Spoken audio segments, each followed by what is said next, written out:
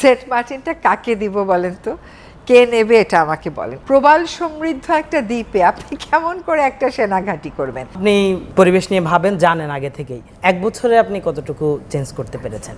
আমরা এনফোর্সমেন্টটা এখনো জোরালোভাবে করতে পারিনি, কিন্তু আমরা প্রক্রিয়াটা শুরু করেছি। প্রথম 6-7 মাসেই 20 জন বনের লোক যারা বন উচ্ছেদ করতে গেছে তাদের হাত ভেঙে দেয়া হয়েছে, আঙ্গুল ভেঙে দেয়া হয়েছে, মাথা পাটিয়ে দেয়া হয়েছে। তারা দখলগুলো করছে, তাদের কিন্তু প্রত্যেকের পিছনেই রাজনৈতিক পরিচয় আছে। একটা হতাশা ছড়ানোর চেষ্টা করা হয় যে কিছুই হচ্ছে না।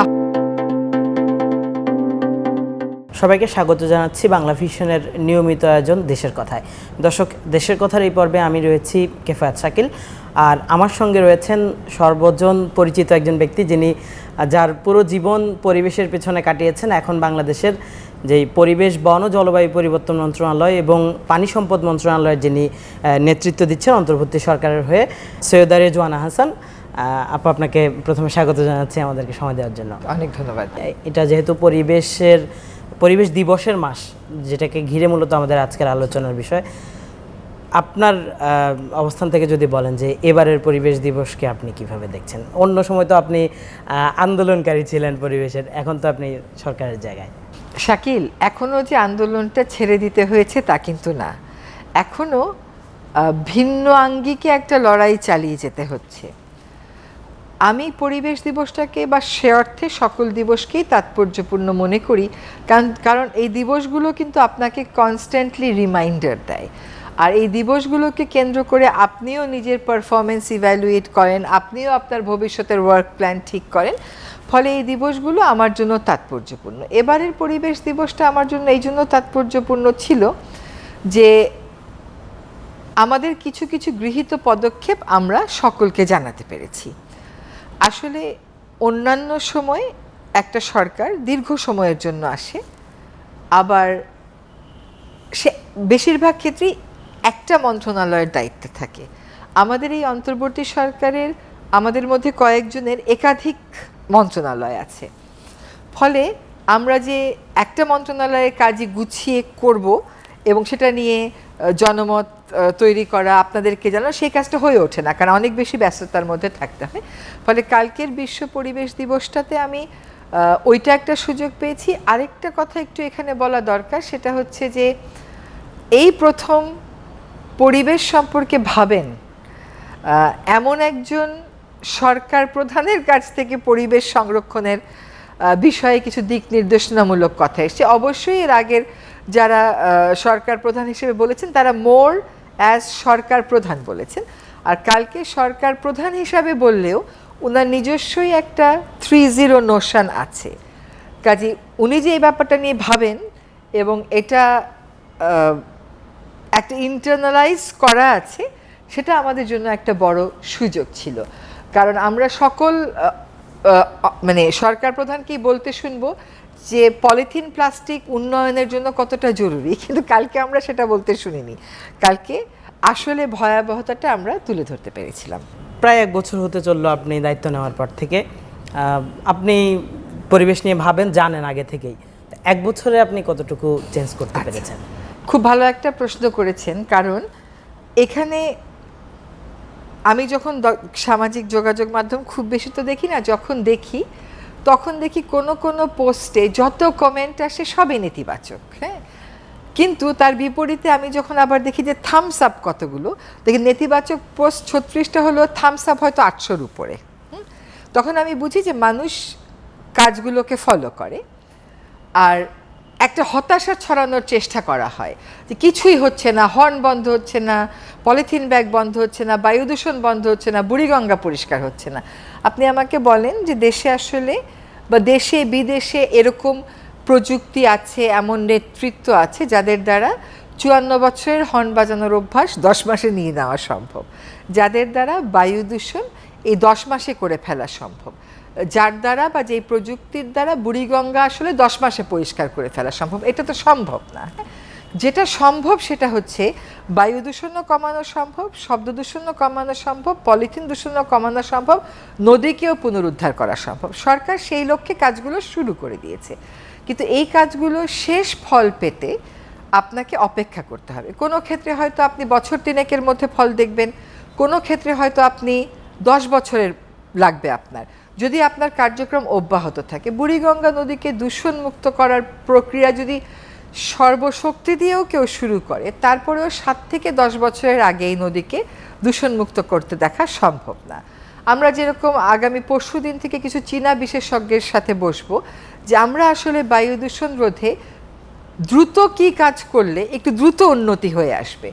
যেমন আজকে একটা জায়গায় সকালবেলা গেলাম জিরো সয়েল ক্যাম্পেইনটার কাজটা করতে, সেখানে আমরা ঘাস লাগালাম। আমাকে পাশ থেকে আমার বন বিভাগ বলল, আমরা লাগিয়ে দিলেও কিন্তু 1 বছর লাগবে এই ঘাসগুলো পুরোপুরি ছেয়ে যেতে। তো সেখানেও তো আরও 1 বছরের সময় প্রয়োজন। হ্যাঁ, কাজে এখানে এই যে হতাশা ছড়ানোর চেষ্টা করা হচ্ছে যে কিছুই হচ্ছে না, কিছুই হচ্ছে না, এটা হয় না যে একটা সরকার দায়িত্ব নেওয়ার সাথে সাথে সম্পূর্ণ লণ্ডভণ্ড একটা সিস্টেম 10 মাসে বা 2 বছরে বা 3 বছরে ঠিক হয়ে যাবে। একটা সরকারকে যখন একটা ওই রকম অভ্যুত্থানের পরে আমরা দায়িত্ব নিলাম, অন্যান্য রাজনৈতিক দলের কিছু সুবিধা থাকে, কারণ প্রশাসনের সব জায়গায়, আইন শৃঙ্খলার সব জায়গায় তার নিজের পরিচিত নিজের লোক থাকে। আমাদের তো ওরকম কেউ ছিল না। আপনি যদি আমাদের অন্তর্বর্তীকালীন সরকারের টিমটা দেখেন, আমরাও কিন্তু সবাইকে চিনতাম না, তো আমাদেরও তো টিম গঠন করতে সময় লেগেছে, কিন্তু সেজন্য কোনো সময় নষ্ট হয়েছে সেটা আমি বলবো না। ব্যাপারটা হচ্ছে যে কাজগুলো আমি করতে চাই, দেশের 3টা দূষিত নদী, সবচেয়ে দূষিত লবণদহ, হাড়িদোয়া, সুতাং, এগুলো আমি পুনরুদ্ধারের কাজ করব। আমি যে বাজেট পেয়েছিলাম সেই বাজেটে তো এটা ছিল না, আমার পক্ষে নতুন বাজেট আনাও সম্ভব ছিল না।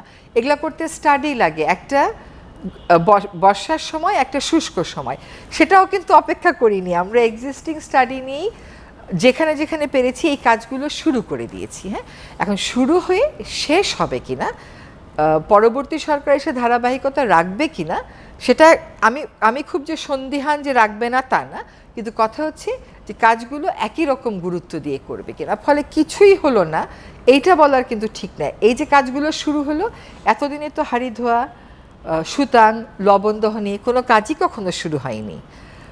বায়ু দূষণ নিয়ে আপনি শুনেছেন একটার পর একটা আইন হয়েছে, বিধি হয়েছে, প্রকল্প হয়েছে, কিন্তু কাজ তো হয়নি। আজকে এই যে ঢাকা শহরের মাটিগুলোকে ঢেকে দেওয়ার পরিকল্পনা করা হচ্ছে, ঢাকার আশপাশ থেকে ইটভাটা সরানোর পরিকল্পনা করে কাজও হাতে নিয়ে নেওয়া হয়েছে। আপনার একটু আগেও এখান থেকে নির্মাণ সামগ্রী ঢেকে না রাখার জন্য জব্দ করানো হলো। তো এই কাজগুলো হচ্ছে, কাজগুলো শুরু হয়েছে।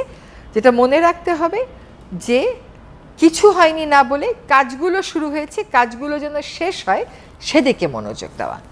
কাজগুলো করতে গিয়ে কি বাধার সম্মুখীন হচ্ছেন কিনা এখনো? কাজগুলো করতে গিয়ে একটা বাধার সম্মুখীন হতে হচ্ছে, সেটা হচ্ছে অর্থ। আমাদের তো এবারের বাজেটও আসলে এক অর্থে অস্টেরিটি বাজেটই। অনেক প্রকল্প আগের বছরগুলোতে ছিল, সেগুলোকে আমাদেরকে ক্যারি ফরওয়ার্ড করতে হচ্ছে। একটা হচ্ছে পর্যাপ্ত অর্থের সংস্থান, 2 হচ্ছে সমন্বয় করে কাজগুলো করা। আমি বলবো যে দুইখানেই সমস্যা হলেও সরকার যথেষ্ট গুরুত্ব দিয়ে যেখানে যেখানে পারছে কিছু কিছু অর্থের ছাড় করার চেষ্টা করছে, আর সমন্বয়টাও আমরা চেষ্টা করছি এগিয়ে নিতে। তার মধ্যে ধরেন 5টা সংস্থার সমন্বয় লাগবে, 3টা সংস্থা হয়তো বেশ দ্রুত কাজ করতে পারে, আর 2টা সংস্থায় আপনার সমস্যা। আমি একটা উদাহরণ দিই, ঢাকা দক্ষিণ সিটি কর্পোরেশন। আমাদের কিন্তু ঢাকা উত্তর সিটি কর্পোরেশনের সাথে সবুজায়নের পরিকল্পনাটা মাস ধরে ধরে চূড়ান্ত হয়ে গেছে, কিন্তু ঢাকা দক্ষিণ সিটি কর্পোরেশনের সাথে সেই পরিকল্পনাটা আমরা এখনও চূড়ান্ত করতে পারছি না। সমস্যা হচ্ছে, কিন্তু আমি আসলে সমস্যা নিয়ে থাকছি না। এখন আমার হয়তো একটা কাজ করতে 150 কোটি টাকা লাগবে। সেই 150 কোটি টাকার প্রজেক্ট যদি আপনি অনুমোদন করতে চান, তাহলে আপনাকে একটা স্টাডি করতে হবে, সেই স্টাডি করতেই লাগবে 1 বছর। আমার তো সর্বসাকুল্যে 1 বছর 6 মাস বা 1 বছর 8 মাস। তো স্টাডি করে আমি প্রকল্পই করব কখন, অনুমোদনই করবে কখন, কাজই শুরু করব কখন? সেজন্য আমরা কাজটা স্বল্প পরিসরেও হলে শুরু করে দিই। বাজেটটাকে একটা অর্থের মধ্যে রাখলে আমাকে আর অত ঘাট ঘুরতে হয় না, অত স্টাডি করতে হয় না। আমরা কাজটা শুরু করি ফেজ 1 নাম দিয়ে, পরবর্তী সরকার এসে ফেজ 2 নাম দিয়ে কাজটা করবে। ফলে সমস্যা আছে, কিন্তু সমস্যা নিয়ে আর বসে থাকতে চাচ্ছি না, সমাধানের রাস্তায় হাঁটা শুরু করি। আমি সমস্যা বলতে আরও যেটি বলতে চাচ্ছি, মাঠ পর্যায়ে কোনো ধরনের সমস্যার সম্মুখীন হচ্ছেন কিনা? হয় কি, এনফোর্সমেন্ট হবে, আইন প্রয়োগ করা হবে, এইটা তো কালচারটাই চলে গেছিল। এইটা আনতে তো অবশ্যই সমস্যা হচ্ছে। যেমন গতকাল যখন আমরা বিশ্ব পরিবেশ দিবস পালন করি, ঠিক সেই সময় আমাদের চট্টগ্রামের জেলা প্রশাসক মহোদয় ওখানে একটা বন এলাকা দখল করে বহু বছর আগে একটা জোর করে বাড়ি বানিয়েছে, বাড়ি তো না, জাহাজ ভাঙা ইয়ার্ড বানিয়েছে, যেটা গেজেট নোটিফাইডও না জাহাজ ভাঙা ইয়ার্ড হিসেবে, এবং যেটা বনের গেজেট নোটিফিকেশন। সেটা আমি সেই বেলায় থাকতে আজকে থেকে 6-7 বছর আগে থেকে মামলা করে রায়ও পেয়ে এসেছি, কিন্তু ভাঙা যাচ্ছিল না। এবং এইখানেও নানান রকম বাধার সৃষ্টি করা হচ্ছিল। গতকালও যখন তারা অভিযানে গেছে তখনও বাধা দেওয়া হয়েছে। আপনারা দেখেছেন যে চকবাজারে যারা পলিথিন ব্যাগ প্রডিউস করে, সেখানে যখন আমরা গেছি সেখানেও আমাদের যিনি এনফোর্সমেন্টের প্রধান, তাকে মেরে একদম মাথা ফাটিয়ে দেয়া হয়েছে। আমরা যখন বন উদ্ধার করতে যাই সেখানে আমার সময়ই এই প্রথম 6-7 মাসেই 20 জন বনের লোক যারা বন উচ্ছেদ করতে গেছে তাদের হাত ভেঙে দেয়া হয়েছে, আঙ্গুল ভেঙে দেয়া হয়েছে, মাথা পাটিয়ে দেয়া হয়েছে। কারণ এনফোর্সমেন্টে তো মানুষ অভ্যস্ত না। আরেকটা হয় কি যে এই যে যারা দখলগুলো করছে তাদের কিন্তু প্রত্যেকের পিছনেই রাজনৈতিক পরিচয় আছে, তো ওই প্রভাবটা তারা খাটানোর চেষ্টা করে। এবং আমাদের অন্তর্বর্তীকালীন সরকারের একটা বিষয় হলো যে আমরা তো অন্তর্বর্তী সরকার, এটা তো সবাই বোঝে। তো এখন মানুষ ভবিষ্যতের দিকে তাকিয়ে তার কর্ম পরিকল্পনা ঠিক করে। তো এখন প্রশাসনেও সে জিনিসটা কিছুটা নেই, এটা তো বলা যাচ্ছে না। একটা কথা, যখনই আপনি সেন্ট মার্টিন নিয়ে কিছু করতে যাচ্ছেন তখনই একটা কথা খুব প্রচলন হয় যে সেন্ট মার্টিন দিয়ে দিল এরকম কিছু। আসলে কি দিয়ে দেওয়ার জন্য এটা উদ্ধার করছেন? সেন্ট মার্টিনটা কাকে দিব বলেন তো, কে নেবে এটা আমাকে বলেন। এগুলো হচ্ছে কি প্রত্যেকটারই একটা যুক্তি বের করা হয়। যেমন বলা হচ্ছে জাফলংয়ে আমরা পাথর উত্তোলন বন্ধ করছি কারণ আমরা ভারত থেকে পাথর আমদানি করব। বাংলাদেশে যত পাথর আছে তা বাংলাদেশের চাহিদার মোট 6% মিটায়, বাকি 94% আমদানি করেই আনতে হয়। 94% যখন আমদানি করে আনতে হয়, বাকিটুকুনের জন্য কি আপনি উৎমাছড়া, লোভাছড়া, জাফলংয়ের মতন জায়গাগুলো, বিছানাকান্দির মতন জায়গাগুলো এরকম ধ্বংসস্তূপ দেখতে চান? সেই সিদ্ধান্ত আপনাকে নিতে হবে। বাংলাদেশের মতো একটা জায়গাতে আসলে আমি বলি যে সুন্দরকে কেমন করে হাতে ধরে অসুন্দর করতে হয় এবং তার পিছনে যুক্তি দাঁড় করাতে হয়, এটা যদি শিখতে হয় তো বাংলাদেশে আসা যেতে পারে। আমরা যখন ওইটা কথা বলি তখন ওইটা একটা এই কথা রটিয়ে দেওয়া হয়। আবার যখন সেন্ট মার্টিনে যাই, এমনকি মার্কিন দূতাবাস থেকে বিগত সরকারের সময় যতটুকু আমার মনে পড়ে এইটা ক্লিয়ার করা হয়েছিল যে আমরা সেন্ট মার্টিন নিচ্ছি না। এবং একে সবচেয়ে বড় কথা কি জানেন, যে কথাটা বলা হচ্ছে এটার তো একটা বৈজ্ঞানিক ভিত্তি থাকতে হবে। প্রবাল সমৃদ্ধ একটা দ্বীপে আপনি কেমন করে একটা সেনাঘাঁটি করবেন? এবং সেন্ট মার্টিনে সকল নাগরিক যেতে পারে। পর্যটনটা কেবল সীমিত করা হয়েছে সংখ্যা দিয়ে। গত বছরও অক্টোবর, নভেম্বর, ডিসেম্বর, জানুয়ারি এই 4 মাস ছিল। অক্টোবরে নানানবিধ অন্য কারণে তারা আসা যাওয়া করাতে পারেনি। আপনি সেন্ট মার্টিনকে আগে বাঁচাবেন নাকি পর্যটনটাকে আগে বাঁচাবেন? সেন্ট মার্টিন থাকলে তো পর্যটন থাকবে। তো আমরা আমাদের মতো কাজ করছি এবং আমি তো গণমাধ্যমকে ধন্যবাদ দিই যে সেন্ট মার্টিনে যে প্রাকৃতিক পরিবেশ ফিরে এসেছে এটা তারা বহুবার রিপোর্ট করেছে। এবং অমূলক কথাগুলো বলা হয়, এটাও বুঝতে হবে যে আমরা দায়িত্ব নিয়েছি কিন্তু একটা গণ অভ্যুত্থানের পরে। ওই গণ অভ্যুত্থানটা কেন হতে হলো? কারণ আগে যারা 15-16 বছর ছিল তারা ফ্যাসিজম তো করেইছে। এই ফ্যাসিজম করার জন্য নিজের একটা সমর্থক গোষ্ঠী তো দেশে তৈরি করেছে। ওই সমর্থক গোষ্ঠী এই সমস্ত কথা রটিয়ে দেয়। প্লাস্টিক নিয়ন্ত্রণে এখন পর্যন্ত সফলতা কতটুকু দেখছি? আপনি আমাকে একটা কথা বলেন যে আমি আজকাল শুনি সুপার শপেও নাকি আগে থেকেই নাকি পলিথিন ছিল না। এটা কি বাংলাদেশে কেউ দেখেছে কখনো? সব সুপার শপেই পলিথিন ছিল। আমরা যখন পলিথিন ব্যাগের এই বিষয়টা আলোচনা করি, সুপার শপের মালিকেরা নিজেরা একটা বিজ্ঞপ্তি দিয়ে বলেছিল যে সরকারের এটাকে আমরা সাধুবাদ জানাই এবং এটা থেকে আমরা সরে আসব। এটাকে আমি একটা সাফল্য মনে করি। আরেকটা ব্যাপার হচ্ছে কি যে এইখানে আমাদের কিছু কিছু চ্যালেঞ্জ তো কিছু না, আসলে বড় দুটো চ্যালেঞ্জ রয়ে গেছে। যে উৎপাদনের জায়গাটাতে আমরা এনফোর্সমেন্টটা এখনও জোরালোভাবে করতে পারিনি, কিন্তু আমরা প্রক্রিয়াটা শুরু করেছি। গত 15 দিনের মধ্যে আমরা গাজীপুরে 7টি কারখানা বন্ধ করে দিয়েছি। এটা নিষিদ্ধ পণ্য, আপনি তো এটা বানাতে পারেন না কোনোভাবেই। সেদিন একজনকে বলতে শুনলাম যে কোন এক লোক নাকি 500 কোটি টাকার এলসি খুলেছে এই পলিথিন বানাবে বলে। 500 কোটি টাকার এলসি পলিথিন বানানোর জন্য কেউ খুলতেই পারে না, কারণ নিষিদ্ধ পণ্য বানাতে বাংলাদেশ ব্যাংক কি তাকে এলসি খোলার পারমিশন দেবে? কাজে এই যে অপতথ্যগুলো ছড়িয়ে দেওয়া হয়। আরেকটা হচ্ছে যে আমাদেরকে এখন প্রোডাকশনের জায়গাতে আরেকটু বড় করে হাত দিতে হবে। আরেকটা হচ্ছে মানুষের অভ্যাসের জায়গা। আগে যখন আমার আব্বারা বাজার করতো, আমার দাদারা বাজার করতো, আপনার বাবা বাজার করতো, একটা ছালার ব্যাগ নিত, মাছের একটু রক্ত লাগতো, বাসায় এসে বলতো এটা ধুয়ে দাও। কিন্তু এখন মানুষ ওই অভ্যাস থেকে সরে গেছে, তো সে ওই রক্ত লাগাটা আর নিতে পারে না। হ্যাঁ, সেখানে আমরা এখন পাট মন্ত্রণালয়ের সাথে কথা বলছি, পাট মন্ত্রণালয়ই সুলভে পাটের ব্যাগ আমাদেরকে বানিয়ে দেওয়ার চেষ্টা করছে, যাতে ব্যাপক পরিমাণে পাটের ব্যাগ চলে আসলে আমরা বিকল্প নেই বলে যে যুক্তিটা তোলা হচ্ছে সেটাকে অ্যাড্রেস করতে পারি। এখানেও দেখেন একটা অপতৎপরতা, যে এই ব্যাগ বানাতে কত করে টাকা নিচ্ছে, এটা তো আমরা বানাচ্ছি না, এটা বানাচ্ছে পাট মন্ত্রণালয় এবং চলে যাচ্ছে বিভিন্ন পাট কলের কাছে। এখানে একটা কথা আসে যে যেটা বিকল্প বলা হচ্ছে সেটাও অনেক কস্ট বেশি, এরকম একটা যুক্তির দাঁড় করানো হয়। হ্যাঁ শাকিল, একটা কথা আপনাকে একটু বলি, আপনি আমাকে বলেন তো পলিথিন শপিং ব্যাগটা ফ্রি হলো কেমন করে? কারণ এই যে বললো 500 কোটি টাকার এলসি খুলেছে, তাহলে ফ্রি হওয়ার তো কোনো কারণ নেই।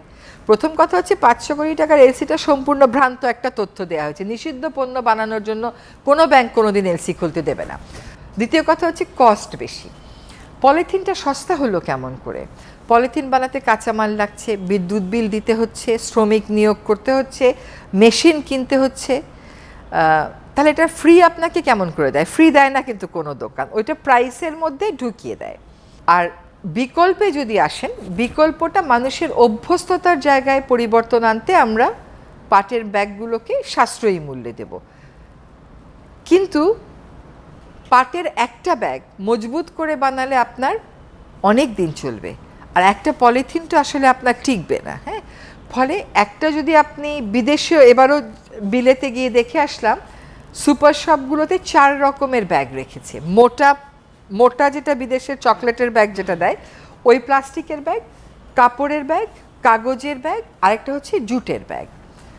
এবং কাউকেই দেখলাম না যে প্লাস্টিকের ব্যাগটা টাকা দিয়ে কিনলো। যারাই টাকা দিয়ে কিনতেছে সবাই দেখলাম যে কাপড় বা পাটি কিনছে, প্লাস্টিকের ব্যাগটা কেউ টাকা দিয়ে কিনছে না। এবং ওখানে কিন্তু প্লাস্টিক মোটেও আপনাকে ফ্রি দেবে না, টাকা দিয়ে দেবে। হ্যাঁ, ফলে সস্তাটা আপনি অর্থনৈতিক বিচারে হয়তো বলতে পারেন যে একবারে আমার 40 টাকা দিয়ে কিনতে হচ্ছে বা 80 টাকা দিয়ে কিনতে হচ্ছে, কিন্তু 80 টাকাটা তো আপনি বহুবার ব্যবহার করতে পারছেন। সবশেষ জানতে চাই যে আপনি আর যতদিন আছেন এই মন্ত্রণালয়ের দায়িত্বে, এর মাঝে কি কি চেঞ্জ করে যেতে চান? আচ্ছা, প্রথম কথা হচ্ছে চেঞ্জ পুরোপুরি তো করা সম্ভব হবে না। সর্বোচ্চ সময়ে ধরলেও যদি আপনি 1.5 বছর বা তার কিছুটা উপরে ধরেন, প্রথম হচ্ছে কিছু আইনে পরিবর্তন আনতে হবে, কারণ সেই 1927 সালের বন আইন দিয়ে তো 2025 সালে চলবে না। শব্দ দূষণে আইন পরিবর্তন করে পুলিশকে এনফোর্সমেন্টের কিছু ক্ষমতা দিতে হবে। গাছ কাটার বিরুদ্ধে একটা আইনি বিধান আনতে হবে। প্লাস্টিক যারা করছে, উৎপাদনকারী সম্প্রসারিত দায়িত্বের নির্দেশিকা করে দিতে হবে, যে কোকের বোতল দিলে বা কোমল পানীয়ের বোতল দিলে সেই বোতল আবার কালেক্ট করে রিসাইকেল করবে। এটা সরকারের দায়িত্বের মধ্যে পড়তে পারে না, উন্নত কোনো বিশ্বেই সেটা নাই। এটা হচ্ছে আইনের দিকে। আমার প্রশাসনিক অনেক কাজ করতে হচ্ছে। আপনাকে একটা ছোট্ট উদাহরণ দিই। 1994 সালে বন অধিদপ্তর একটা সিদ্ধান্ত নিয়েছিল কিভাবে প্রমোশন হবে এবং 2টা পদ মার্জড হয়ে যাবে। 1994 সালে সেই সিদ্ধান্ত 2025 এসেও বাস্তবায়ন হয়নি। 13 বছর যাবৎ কেউ প্রমোশন পাচ্ছে না। এরকম জটিল জিনিসও কিন্তু অ্যাড্রেস করতে হচ্ছে, যেটা হয়তো জনগণ দেখছে না। আর কাজের ক্ষেত্রে যদি বলেন, আমাদেরকে বায়ু দূষণে একটা টার্গেট নিয়ে নামতে হচ্ছে। চীনের মতন দেশ, বেইজিংয়ের মতন জায়গাতেও 5 বছর লাগাতার কাজ করে হিউজ ইনভেস্টমেন্টের পরে বায়ু দূষণ 35% কমানো সম্ভব হয়েছে। আমরা কাজ শুরু করেছি ইলেকট্রিক ভেহিকেল আনা, সেটারও একটা কথা হয়ে গেছে বিশ্ব ব্যাংকের সাথে, ওটা সড়ক পরিবহন মন্ত্রণালয় করছে। আমরা no brick field zone, cover up, building material যেন বাইরে না রাখে, এইগুলোর থেকে যে বায়ু দূষণ হয় সেগুলো কমাবার চেষ্টা করছি। আমরা শব্দ দূষণের জন্য এই অগাস্ট মাস থেকে আবার নতুন করে ক্যাম্পেইনে চলে যাব, কারণ এখানে আইনটা একটু পরিবর্তন করতে হচ্ছে। তারপরে আপনার সেন্ট মার্টিন দ্বীপে অল্টারনেটিভ লাইভলিহুড কিছু দিয়ে ওইটার একটা মাস্টার প্ল্যান চূড়ান্ত করে দিয়ে যাওয়া। কতগুলো নদী আমরা আইডেন্টিফাই করেছি যেগুলোর দূষণ রোধে আমরা সিরিয়াসলি নিয়মিত এনফোর্সমেন্টে যাব। মানে একটা করে আসলাম, আজকে ইলেকট্রিক মিটার কেটে আসলাম, 2 দিন পরে আবার লাগিয়ে দিল, ওই রকম না। তাছাড়া আমরা বন্যপ্রাণী একটা উইং আলাদা করা যায় কিনা ওটাও চূড়ান্ত করার চেষ্টা করব। সো শব্দ দূষণ, বায়ু দূষণ, শিল্প দূষণ, বনের জমি উদ্ধার, 3টা বন পুনরুদ্ধার পরিকল্পনা করে প্রকল্প অনুমোদন করে কাজও শুরু হয়ে গেছে। আজকেও যেমন ডক্টর রেজা খান উনি চুনতিতে গেছেন যে 5,000 একর আকাশমণি সরিয়ে, 5,000 একর আকাশমণি আপনি এক বছরে সরাতে পারবেন না, ওই জায়গা ফাঁকা হয়ে গেলে দখল হয়ে যাবে। অন্তত 1,000 একরের সরিয়ে ওইখানে আমরা কিভাবে বন ফেরত আনতে পারি। তো 3টা বন আমরা চূড়ান্ত করেছি, কিন্তু আমাদের পাইপলাইনে কিন্তু আরও 4টা বনের কথা আছে। আর আমরা মোট 18টা নদীকে বেছে নিয়েছি, যেগুলোর কর্মপরিকল্পনা চূড়ান্ত করে এখনো পর্যন্ত আমাদের 5টার প্রকল্প অনুমোদিত হয়ে গেছে, বাকি 13টার প্রকল্প অনুমোদন বাকি আছে। আমরা এই কাজগুলো শুরু করে দিতে চাই। ধন্যবাদ আপনাকে। দর্শক, আমরা এতক্ষণ কথা বলছিলাম অন্তর্বর্তী সরকারের পরিবেশ, বন ও জলবায়ু এবং পানি সম্পদ মন্ত্রণালয়ের উপদেষ্টা সৈয়দ রেজওয়ানা হাসানের সঙ্গে। তিনি অনেকগুলো তথ্য দিয়েছেন, আমরা সবাই দেখেছি। আমরা আশা করি এই পরিবেশ সেক্টরে তার হাত ধরে একটি বড় পরিবর্তন হবে। দর্শক, পরবর্তী পর্বে অন্য কোনো বিষয় নিয়ে আমরা হাজির হব। ততক্ষণ ভালো থাকুন, সুস্থ থাকুন, থাকুন বাংলা ভিশনের সঙ্গে।